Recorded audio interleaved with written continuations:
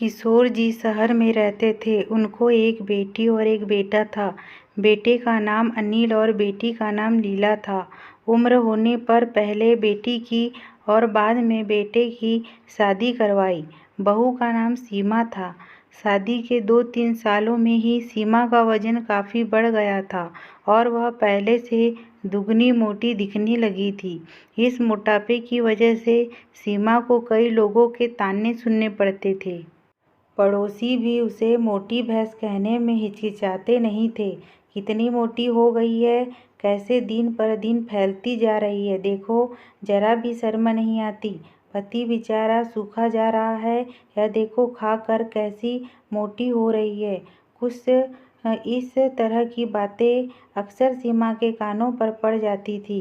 स्वभाव से हंसमुख सीमा इन बातों को इग्नोर भी कर देती, लेकिन उसे ज़्यादा दुख तब होता था जब उसकी खुद की सास और ननद उसके मोटापे के लिए उसे दोषी ठहराते और भला बुरा कहती। अनिल शरीर से काफ़ी दुबला पतला था। शादी के बाद भी उसके शरीर में रत्ती भर का भी फर्क नहीं आया था। हालांकि सीमा मोटी होती जा रही थी, उसमें उसका कोई भी दोष नहीं था, बल्कि सीमा तो अनिल से भी कम खाना खाती और दिन भर घर के सारे काम करती रहती थी। अपने मोटापे की वजह से चाहे किसी काम में कितनी भी दिक्कत हो, सीमा उस काम को कभी अधूरा नहीं छोड़ती थी। उसने घरेलू नुस्खे और कई तरह के उपाय करके अपना मोटापा कम करने की कोशिश की थी, लेकिन शायद उसके शरीर के हार्मोन्स ही थे जो उसे मोटा बनाए रखे थे। अनिल को उसके मोटापे से कोई दिक्कत नहीं, वह तो बेचारा अपने बिजनेस को संभालने में व्यस्त रहता था। उसकी माँ और बहन हमेशा इस वजह से सीमा को कुछ न कुछ सुनाते रहते थे और सीमा काफ़ी रोया करती थी।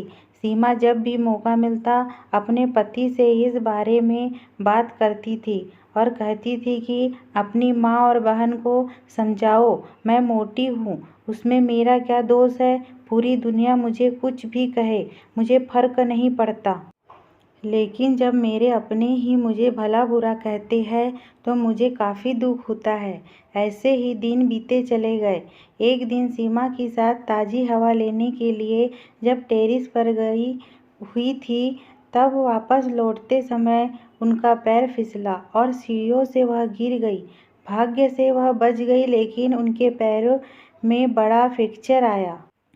उनको अब एक जगह से दूसरी जगह जाने में भी काफ़ी दिक्कत होने लगी। बिना किसी के सहारे के वह ऐसा कर ही नहीं पा रही थी। जिस मोटी बहू को वह रोज़ाना ताने मारती थी, अब वही बहू उनका हर काम कर रही थी और उन्हें एक जगह से दूसरी जगह ले जा रही थी।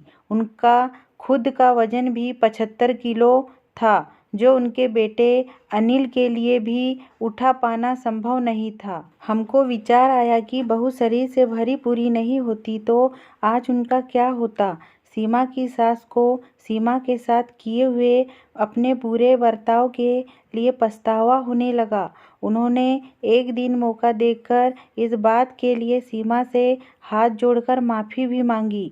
सीमा ने कहा, अरे आप माफ़ी क्यों मांग रही है, आप मुझे समझने लगी, मेरे लिए इतना ही बहुत है। उस दिन के बाद सीमा के साथ में कभी भी उसे उसकी मोटापे की वजह से एक शब्द भी नहीं बोला, बल्कि तो उन लोगों से लड़ जाती थी जो सीमा को मोटी कहकर उसकी बुराई करते थे। सीमा की ननद भी इस घटना के बाद उसे इस विषय पर कुछ भी ना कह सकी। खुश मिजाजी सीमा अब पहले की तरह ही सब कुछ भुलाकर खुश रहने लगी।